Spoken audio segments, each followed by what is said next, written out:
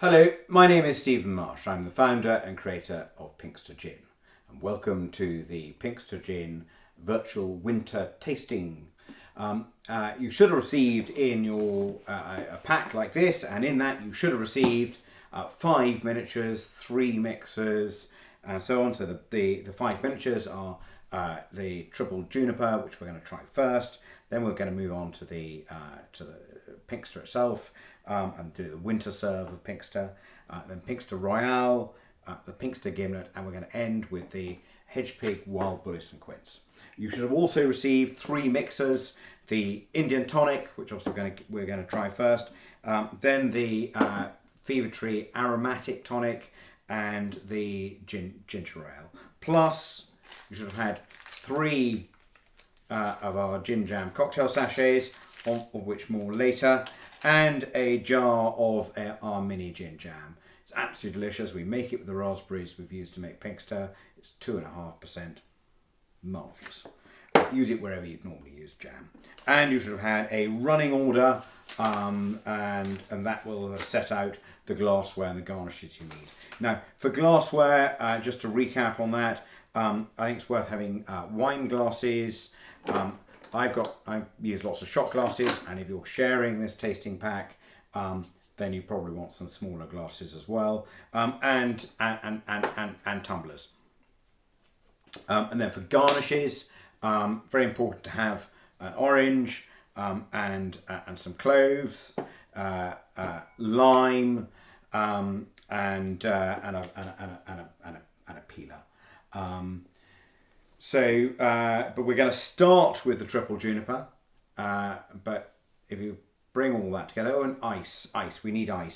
Most important thing. You can survive without. If you haven't got all the garnishes, don't worry too much. If you haven't got ice, that's a disaster. So you need plenty of ice.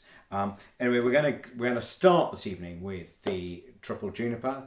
But I'll give you a chance to pull all the pieces together, and then we'll crack on.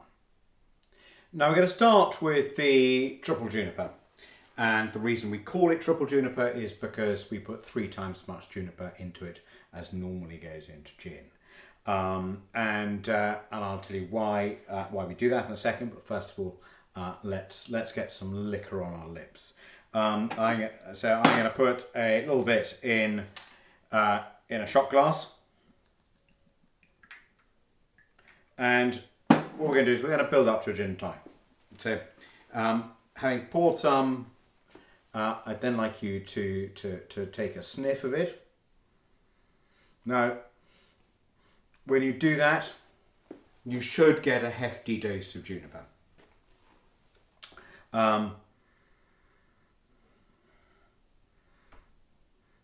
You may then get some alcohol, but really it's juniper that should be hitting you really with this.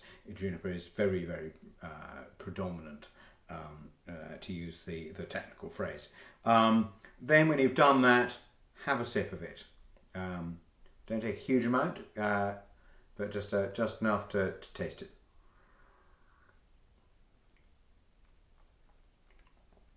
Swirl it around your mouth, and then boy, is there a lot of juniper there. Wave after wave of juniper. If you like gin, that's fantastic. Gin is all about juniper. Definition of vodka is a pure grain spirit. Definition of gin is a pure grain spirit, predominantly flavoured with juniper. Now, the word predominantly is very, very important. It's actually enshrined in law, and there's absolutely no doubt that there's an awful lot of juniper in there. And so then what we're going to do is we're then going to taste it we're going to try it with a little bit of ice.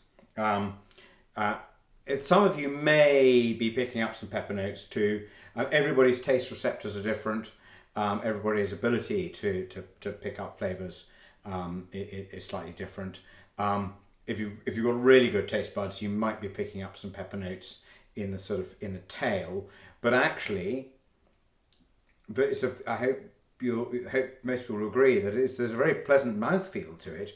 There's a lot of juniper, but it's a very, very smooth gin. Now that is a classic London dry. In fact, it's probably slightly more than classic because it is so heavily juniper forward. But that is a London dry. We distill with 5 botanicals. As I say, using 3 times as much juniper as normal. So then, if you get some ice, as it's just me, I'm going to be using my hands, and put the ice in the glass and swirl it around a bit. Now the ice, this is going to sound so stupid, the ice does 2 things. First of all, it lowers the temperature. Who'd have thunk it? But that's actually really important. I think. Now the other thing it does is that it dilutes the spirit, and actually when it does that, something happens on a molecular basis, that it opens up the spirit. When you taste gin professionally, you taste it 50-50 with water. Now I prefer to do it this way, because actually I like to see what impact the lowering of the temperature has upon the spirit. So that should be enough time now for it to have done its work. If you hold it up to light, you will see it. You will see the liquid. You'll see the sort of the swirls in the liquid where it's diluting. You don't want to dilute it too much. Actually, generally, you want to put more ice rather than less in your glass, because the more ice you have, the slower it will melt. So then it's not quite so strong on the nose, but it has been in the glass for a few minutes now, and as it's an open glass, the aroma will dissipate faster. A closed glass, so a sort of a tapered top, like a decent wine glass, will tend to retain the aroma longer. Then to sip it,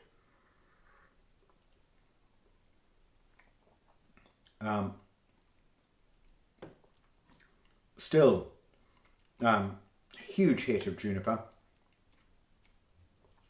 A slightly longer hit of juniper, not quite such a big sort of punch of it this time. And a very, very ginny flavour. I'm again very smooth. Some of you may be picking up pepper notes, but that's a really straightforward gin and tonic. We make this first because and we put 3 times as much juniper in because that's how much juniper I need to be able to work with the raspberries when we come to make Pinkster. But I'll tell you all about that when we come on to Pinkster. So now next on this, I'm going to add some tonic. So open the Fever Tree, the Indian tonic, and put about twice as much tonic as there is as there is gin. The Fever Tree adverts talk about, say that if 3/4 of your drink is a mixer, make the mixer a good one, which is absolutely right. Fever Tree is by far and away, I think, the best of the tonics, largely because it's made with cane sugar rather than any types of syrups. Personally, I prefer to mix on a 2-to-1 basis, so 2 parts mixer to 1 part spirit. I certainly wouldn't go beyond 3 parts mixer. But I like to say I like 2 parts. So then have another taste, and it's a very nice gin and tonic. Lots of juniper. The quinine's coming in now, and working very well with juniper. But that's a very juniper forward classic gin. Very smooth, no discordant flavours, very, very, very drinkable. But to make it even more drinkable, we're going to garnish it. And what we're going to do, I'm going to take an orange, and I'm just going to remove some orange peel. And the reason we use orange peel rather than a slice of orange is because actually there's an enormous amount of flavour in the skin of the orange, in the pores.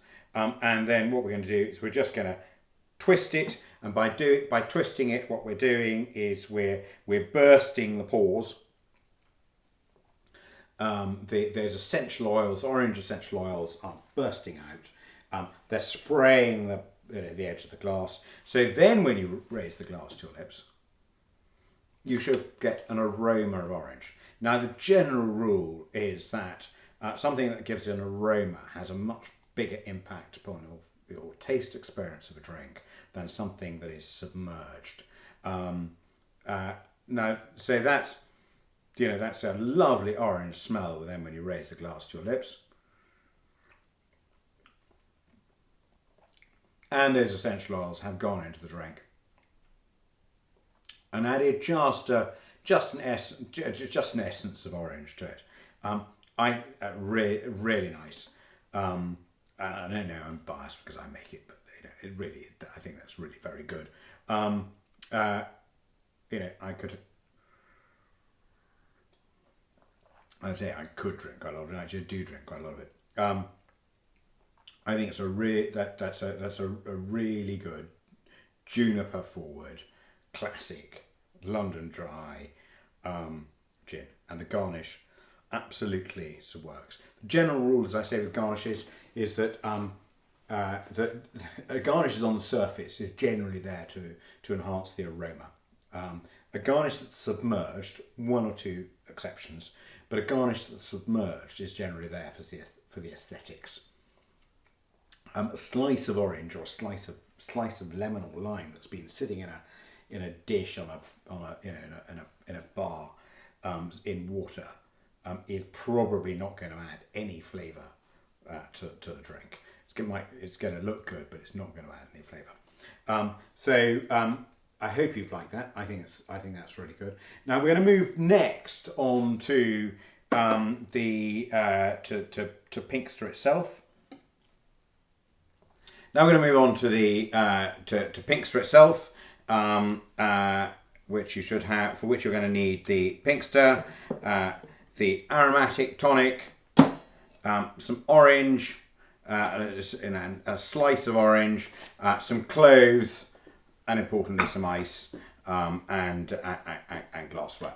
But first of all, I'm going to tell you a little bit about why I started to make Pinkster. I'm a reluctant distiller. I never intended to do this, but I had about 4 years when I was on the wagon. I had a stomach problem. Turned out I had a problem with yeast and sugar. You go to a doctor and say you've got a drinking problem, in that you can't. They tend not to take it quite as seriously as you think they should. The 5th doctor identified the problem as being to do with yeast and sugar. And he said we could cure that by cutting yeast and sugar out of my diet, which is much easier said than done. But I did it, and it took me 2 years of cutting yeast and sugar out of my diet before he said, right, you can start drinking again, but only drink gin or vodka. Now, having had a really bland diet for 2 years, the last thing I wanted was a bland spirit. I hadn't previously been a big gin drinker, but I actually, after a bland diet, the flavour I got from gin was, I thought, fantastic. I was drinking it with mineral water, so I was getting very clean flavours from it, and I thought it was fantastic. But gin, the predominant characteristic is obviously juniper, and juniper is a very bitter botanical that doesn't go well with food. Does go with game, but otherwise it doesn't really go very well with food.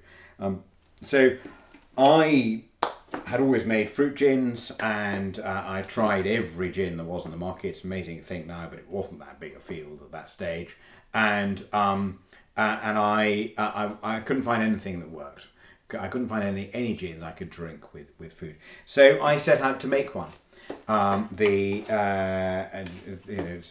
was a fairly naive approach, but I had a go, and it took me a year before I had a eureka moment when I discovered that raspberries did something really special with juniper. We talk about mint and raspberries as being a traditional culinary pairing. I think of raspberries and juniper as being a natural culinary pairing.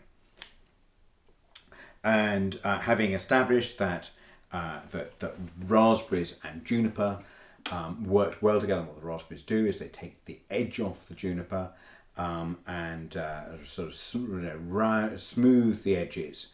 And I then spent another sort of 3.5, 4 years trying to work out what was the optimum mix of botanicals. And to give myself I wanted to make a clean and refreshing gin that I could drink all evening and drink with food. And we, as you know from having tasted the triple juniper, we start with an awful lot of juniper because that balance between the raspberries and the juniper is incredibly delicate. The other botanicals we've got in there. So we distill with 5 botanicals. We then do a secondary maceration with raspberries and 2 others. All the other botanicals are there to support the main acts, which are the juniper and the raspberries, to make something clean and refreshing that I could drink all evening. Very, very, very delicate balance. Whenever you add botanicals to a spirit, you've always got to think about how those botanicals are going to work with the other botanicals that are in the spirit. Took me a long time to do this. I then and friends kept saying you ought to do this commercially. I kept saying, have you any idea how much time, effort, and money are required to do this commercially? And then eventually I was dragged.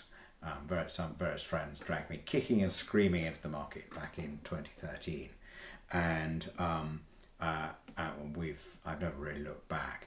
To put it in some perspective, in 2013 I made 4,000 litres. Last year I made 200,000 litres. We sell Pinkster around the world.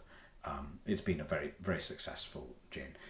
This is a hobby that's grown wildly out of control. And I've had more fun in the last 7 years than I had in the previous 25. But I was an accountant to start with, so on the fun stakes we're starting from a low base. So now what we're going to do, as before, we're going to put some gin, some Pinkster in a glass, and I'm going to raise it to my nose. And when you raise it to your nose, you should get some sweetness, some fruit notes, some raspberry notes, a little bit of juniper, but really, it's the sweetness and the raspberry that strikes most. Then have a sip.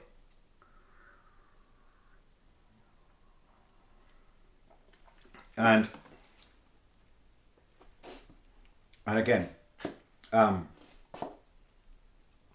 strong juniper hit, swiftly followed by raspberries, and then alternating waves of juniper and raspberries, with at the end some more pronounced pepper notes. That works really well. It's very, very pleasant mouthfeel, very smooth, and that's at room temperature, undiluted, neat. Actually, very, very pleasant.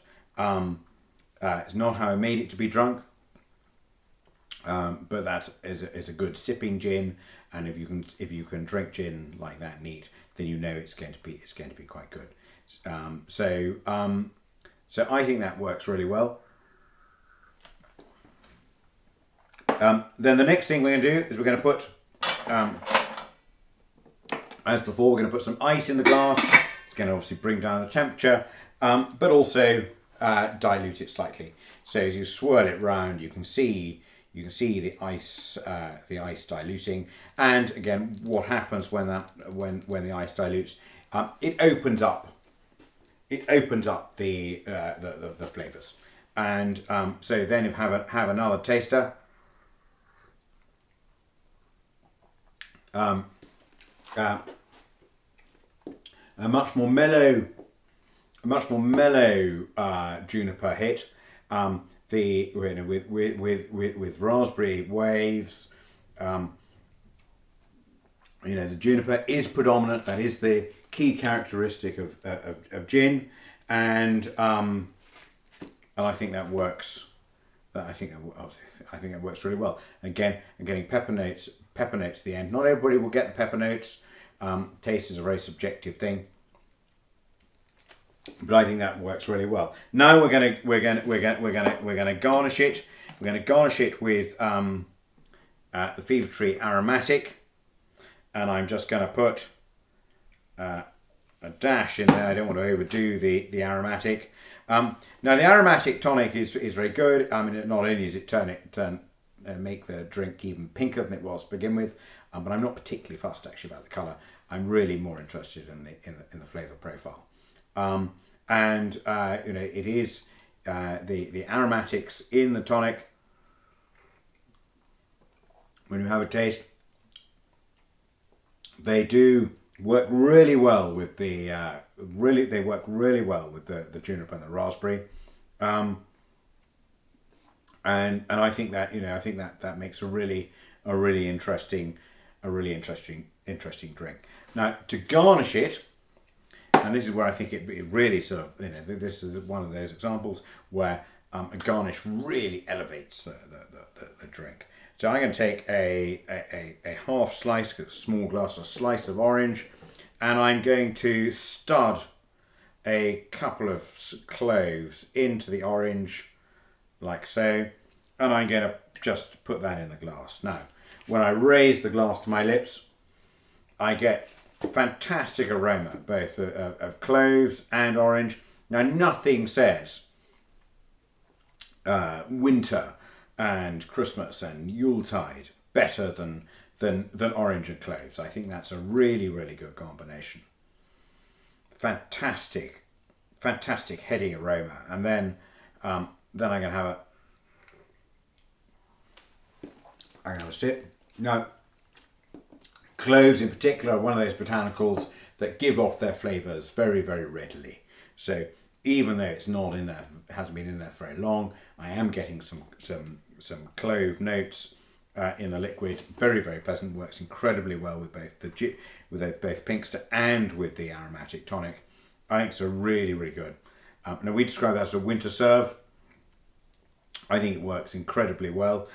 We also have, if you want to do a different winter serve, we also have our winter gin jam cocktail, which we put with Pinkster and with Indian tonic and a dash of the winter cocktail mix, which I'm afraid is not in your pack because we haven't put it in sachets yet. We only got it in bottles, and that has got orange zest and allspice in it, and again, wonderful winter flavours. So I think this is really delicious. We drink a lot of this in the winter. Really good. I hope you've enjoyed that. Now we're going to move on to our Pinkster Royale next. So now we have Pinkster Royale. Now when I finished making Pinkster, I'm left with the raspberries. Because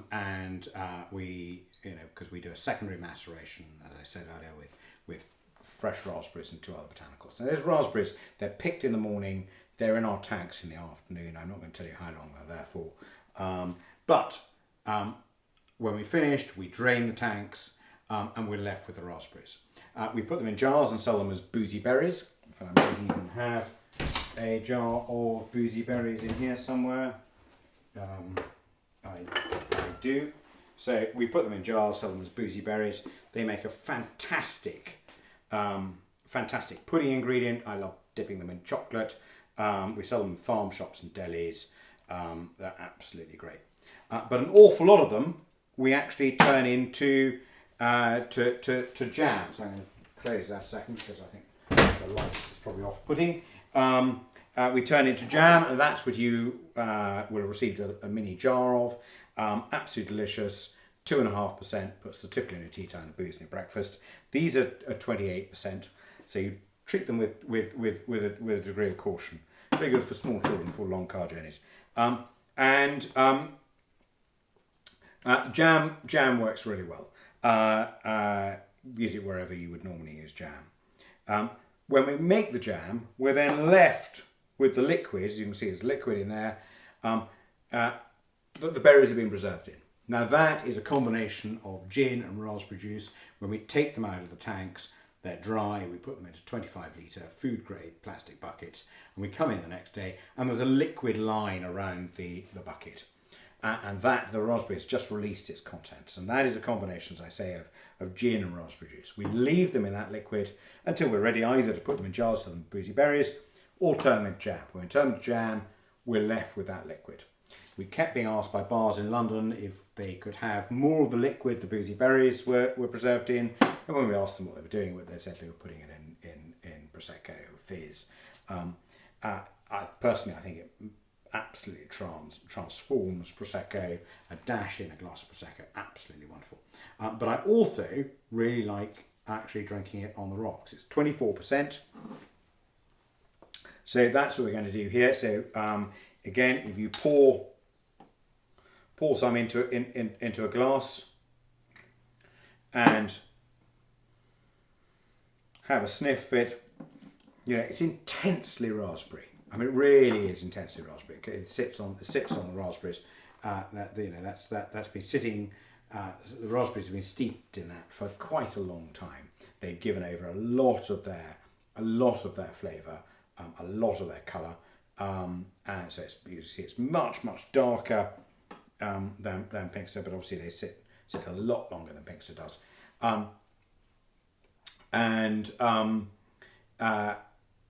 absolutely.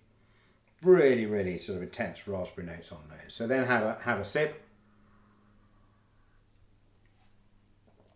and a very intense raspberry flavour. Not ginny. This isn't a gin. Juniper is not predominant. It's technically another spirit. We don't add sugar to it, so it can't be a liqueur. This has about 3% sugar. Pinkster itself has less than a gram of sugar in a 70 cl bottle, and all of the sugar that in there, the 0.7 of a gram of sugar that we've got in a bottle of Pinkster actually comes from the raspberries. The 3.5% sugar that we've got in here comes from the raspberries. So So it's not a liqueur. It's not a gin. Technically, it's an other spirit, and it's a fantastic cocktail ingredient. As I said, works really well in prosecco.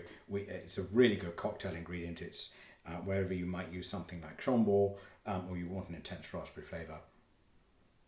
This works really well. But I have to say, I often drink it on the rocks. I will often add mineral water to it, but actually what I really like doing is putting a load of ice in a glass and letting the ice bring down the temperature and dilute it. It's a really refreshing drink, especially on a hot summer evening, and at 24%, it's a lot lower than most spirits. I think it's really refreshing, and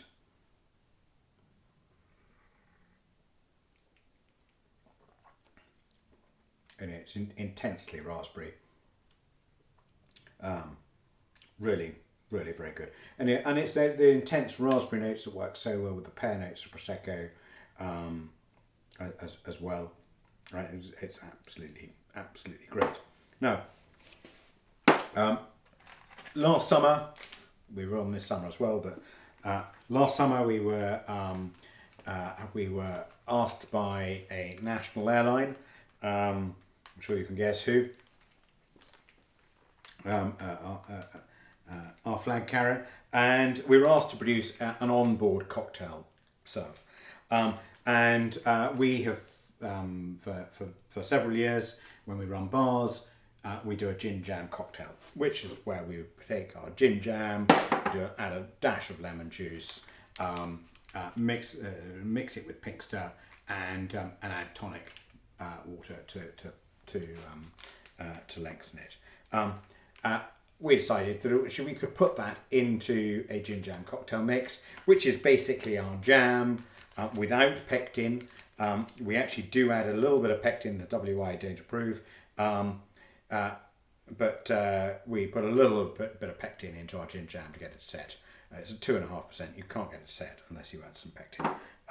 So unset, it's much better in a cocktail. So we added some lemon juice and we put it into the sachets. And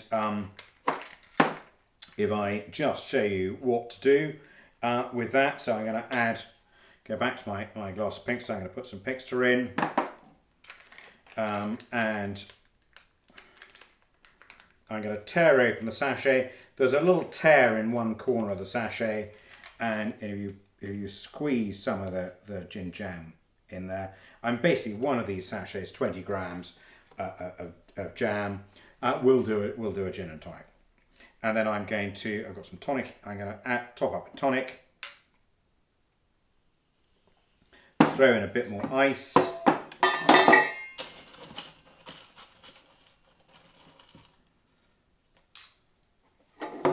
and then I'm going to give it a stir. Now, we did an awful lot of these last summer. They were very, very popular on board, and they work really well. We were supposed to be on board this summer as well, but funnily enough, people haven't been flying as much. So that makes, I think, a really nice, slightly sweeter, because of the sugar in the jam, slightly sweeter cocktail. Now it also makes an extremely good mocktail. So if I put some tonic, I've done that. If I put some tonic and some ice in a glass, and then put a bit more of the gin jam cocktail mix in there,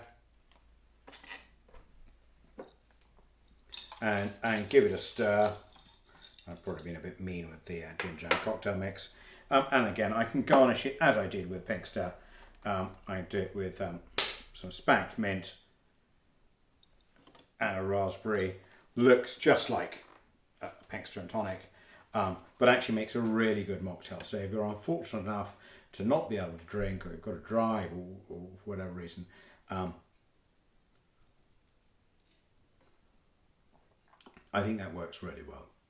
So I hope you've enjoyed that.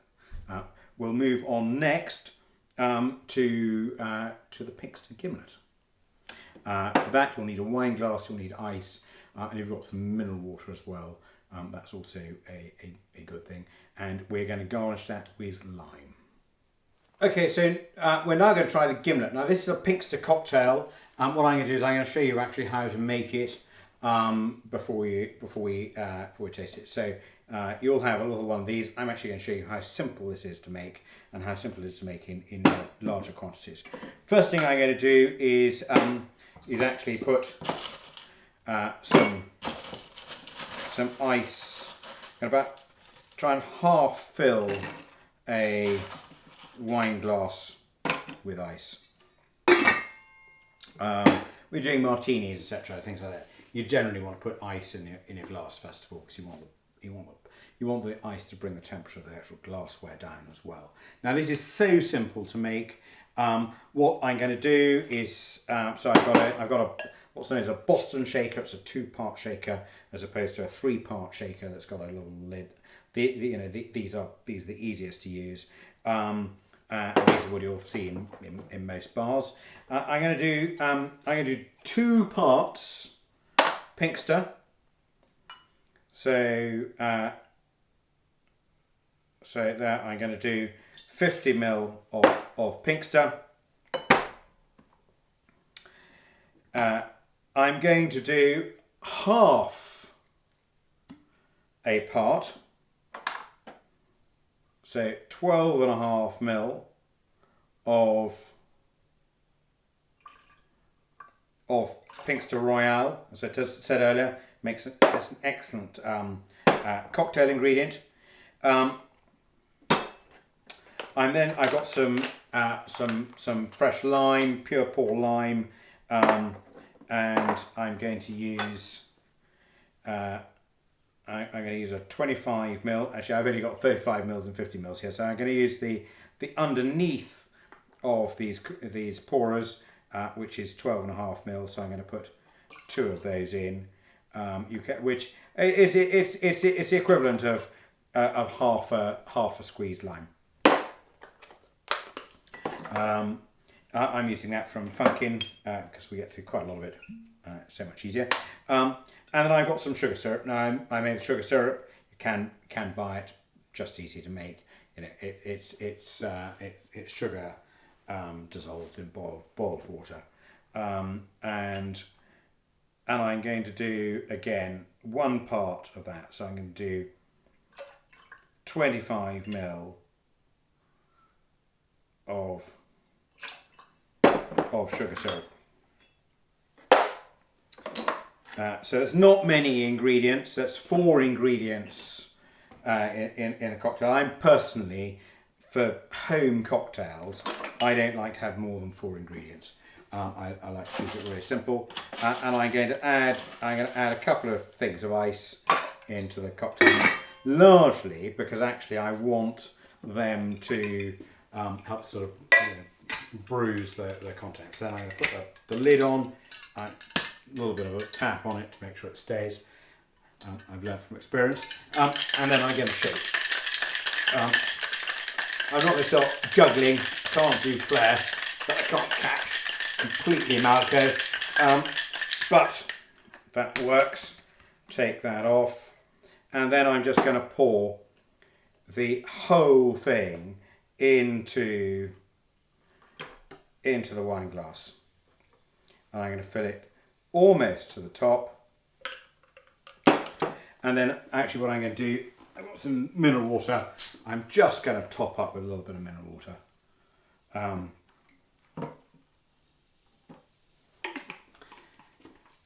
then I'm going to garnish that with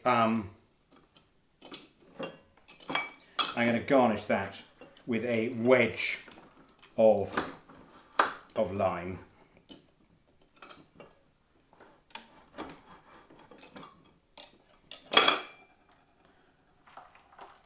And put that in there. So now if you're doing this, what I suggest you do is you fill a wine glass with, or half fill a wine glass with ice.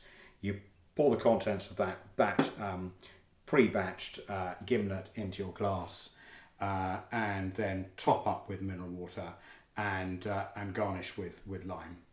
Absolutely delicious.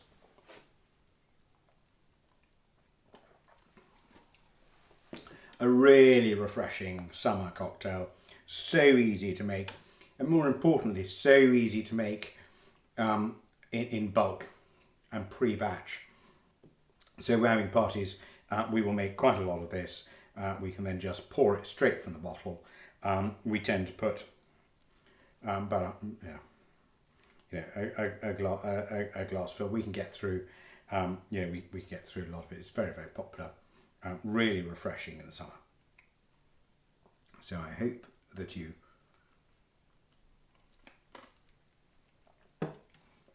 like that as much as I do. I'm going to have to make some more in a minute because I know that my wife and children will also want some. My children hasten to add, are all over 18. Really nice. Called a Pinkster gimlet. Gimlet is obviously a traditional gin cocktail. The Royale and the Pinkster really do work extremely well with it. So I hope you've enjoyed that. Now the next one we're going to go on to is the wild bullets and quince. We started at the dry end. We're going to end up on the sweeter end. The wild bullets and quince obviously is a liqueur. So for that you will need the little bottle of Head Pig wild bullets and quince.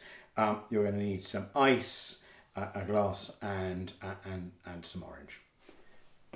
Right. So now on to the Hedge Pig, and we make Hedge Pig.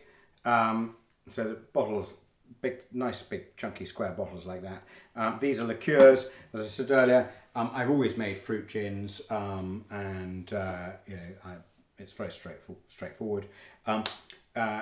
you can get some absolutely lovely liqueurs, and I'm sure lots of people will make sloe gin at home, etc. Now, this in particular, Wild Bullace and Quince, I think is an absolutely sort of outstanding liqueur. Quince, everybody knows about. It's a member of the apple family. An incredibly difficult fruit to work with. It's really, really tough. It's not grown prolifically in this country.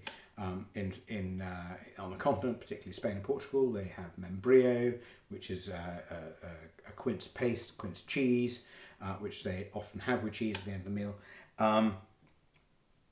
And I think it makes an absolutely fantastic liqueur. However, by and large, members of the apple family don't actually work that well with gin. And there are several quince gins on the market. I have to say, we've had an awful lot of plaudits for this, and I think the secret weapon for it, well, there's two secret weapons. The second of which I will come on to in a minute. But the first is that we actually add Wild Bullace. Now, Wild Bullace is a hedgerow plum. It grows quite prolifically in the hedgerows of East Anglia and in other parts of the country. It was very, very popular in the 19th century. It went completely out of popularity during the First World War. And what is left is a byproduct. It is a hangover from the 19th century. So it is very old. People often don't spot it. Riders often spot it, know where it is, because they tend to see it from above. Absolutely delicious. I think it's the sweetest of the hedgerow plums, and it's absolutely delicious and makes a fantastic liqueur on its own, but not nearly as good as when it is blended with quince. So let's try some. So again, I'm going to pour some into a glass, and we're going to do something slightly different this time. But again, if you have a sniff, you should get glorious honey notes, some sort of sweet honey notes on the nose. I'm getting quince, I'm getting plum. It's just gorgeous. I've had 2 masters of wine tell me this is outstanding, and we win awards aplenty and plaudits aplenty for it. Now, I think of all of our hedge pig range, this is one of 4 we currently have on the market. We're about to bring out another 2. I think all of them as being pudding gins. I want to drink them at the end of the meal. I want to drink them with my pudding, with something sweet. Actually, this goes incredibly well with cheese. So let's have a quick taste.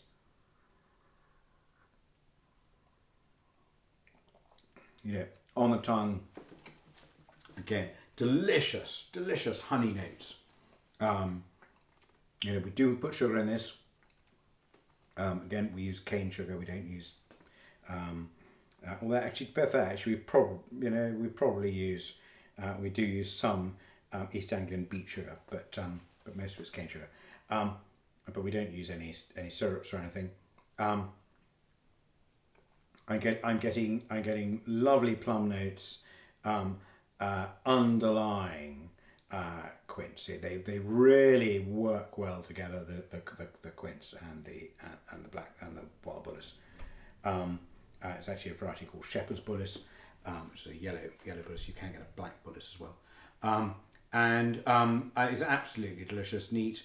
I have to say, with a strong cheese, that is really hard to beat. Really, really good. Good in a flask too. Now, as I said, there are quite a lot of quince gins on the market. I think 7 or 8 I'm aware of, and I couldn't understand why ours was hesitate to say so much better, but ours was so different to theirs. And it's not just the plum, and that is because I discovered relatively recently that everybody else is using quince juice, and because somebody tried to sell me some quince juice, and I thought it was great because actually quince is a nightmare to work with. It's really, really tough. We dice a ton of quince every year. Really hard work. Takes several people, several weeks. We get through lots of knives, and we dice them. Absolutely neither. And I think the difference is, and this is the second secret, is actually that we leave the skins on. And if you're using quince juice, and a lot of gins on the market are made with juice rather than real fruit. If they say that, it's much easier, obviously, to buy in a juice than actually buy in fruit and do stuff with it. And winemakers know this. There's always a lot of flavour in skins, and I think that it is the skins that we leave on the quince that absolutely lift this above the rest of the field. Absolutely delicious. Now it also makes an extremely good long drink. So I'm going to pour a little bit more in there, and I have to say, in the winter, my preferred evening drink, first evening drink, is actually this with ginger ale. So I'm going to put some ice in the glass. Now, fun enough, we didn't taste this with ice because the general rule is that, because it's got plums in it and plums are stone fruit, the general rule is that things that are made with stone fruit are better at room temperature. Things that are made with top fruit or soft fruit are better colder. So because this is effectively top fruit, soft stone fruit, and actually the quince counts as stone fruit too because they've got pips in them in the middle. It's better at room temperature. So I didn't try lowering the temperature to taste it. This I want to drink at room temperature. But if I'm going to turn to a long drink, and again I'm going to do 1 to 2. So I'm going to top that up with some ginger ale. And very much as we did with the triple juniper, I'm going to take some orange peel, and again I'm going to twist it and put it in. Now, I think that looks fantastic. People who like whiskey really like this. People who like gin really like this. Sadly, we can only make a couple of thousand litres of it a year. We forage for the juniper, I've got juniper on the brain, for the wild bullis.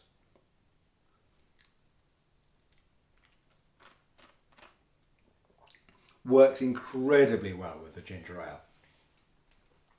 Really does work with the ginger ale and the orange. That's a really nice long drink. I'll happily drink that for most of the year, particularly when the weather is cold.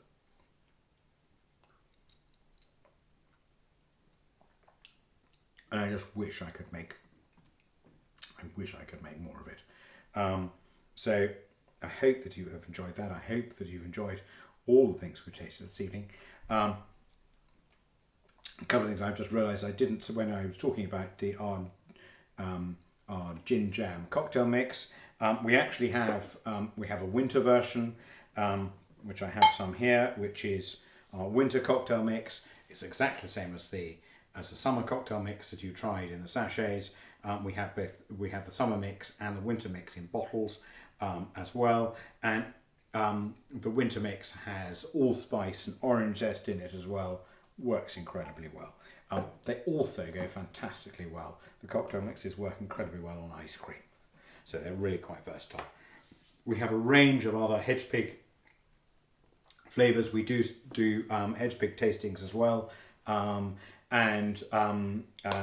we have a broad range of things. Now, everything you've tried this evening is available on our website. So I hope you've enjoyed this evening, and